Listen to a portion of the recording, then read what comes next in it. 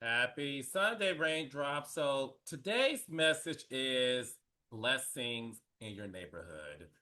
One of the things I want to talk about is the fact that it appears that when one of your friends, coworkers, family members, somebody around you is getting blessed, whether it's a blissful relationship with a man, a woman, or a day child, or it's a blessing of finances, it's a blessing of a new job, it's a blessing of having a baby. One of your friends has a baby and you've been trying for many months or years, and you're constantly asking yourself, when is it my time? When is it my time? God, did you forget about me? God, did you skip over me? I'm here to tell you that when somebody around you is getting the blessing that matches what you've been praying for, the blessing is in the neighborhood. And that means your time is next. The worst thing you can do when you see somebody around you get blessed is to become envious, is to become jealous, is to become somebody that worries about, oh my gosh, when is it my time? Oh my gosh, she gets everything. Oh my gosh, she or he is not even a good person and they get a man. These are things that really does happen in life. These are things that people really do have a problem with. And I'm here to remind you that if your circle is getting blessed, you're up next. God blesses the people around you because God believes in the community of service. Let me say that one more time. God believes in the community of service. You know how they say when it comes to church, as long as two or more people are gathered, that's church, worship God, pray, all those things. It takes more than one person in your life to be a witness of the manifestation of what God can do in your life. God did not build you to be jealous of anybody but Him. He doesn't want idolatry. He doesn't want you to idolize anybody but Him. So that same rule applies when you see your circle getting blessed and you're wondering when is your time. God is not doing that so that you can be jealous. God is not doing that so that He is letting you believe you missed the mark. Or God is on the road and He's stopping by everyone's doorstep but yours. That's not how God operates. We know when it comes to God, everything happens in His own timing. It has to happen in His own timing. You also have to recognize that sometimes you yourself are simply not ready. And that's a tough pill to swallow because you want it, right? You pray on it, but you also have to ask yourself, are you ready for the blessing?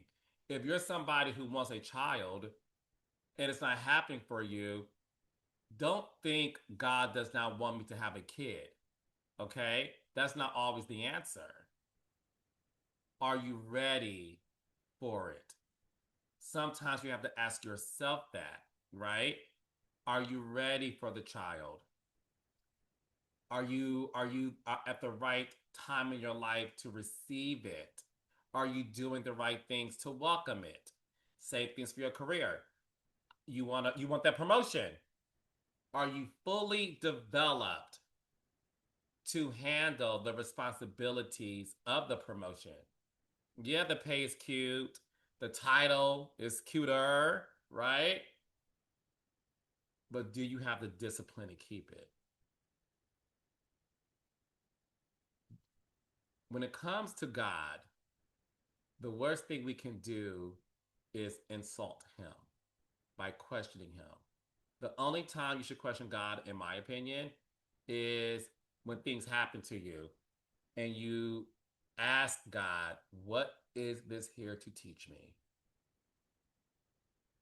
I don't ask God, why you make this happen? I wouldn't dare. I ask God, okay, this happened. God, reveal what this is meant. Try my phone going off.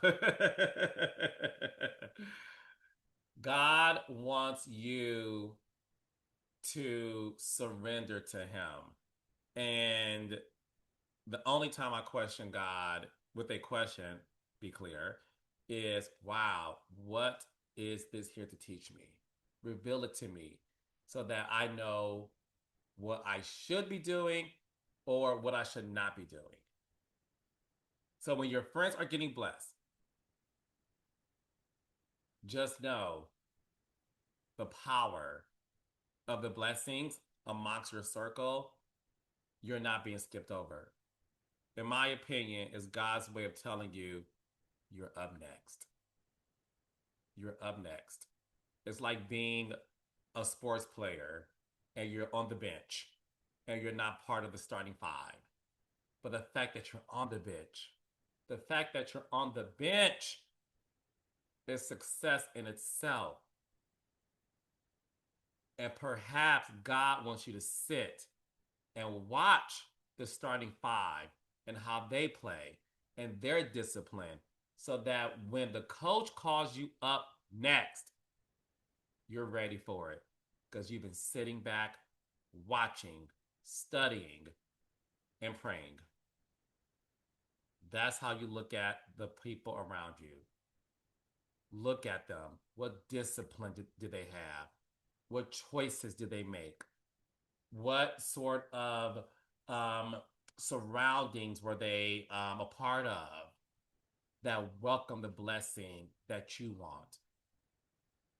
Do that. Do that. Sit on the bench. Watch, learn, study, pray. So that when God takes you off the bench to star in the game of life, you're ready. Remember that. Happy Sunday, raindrops.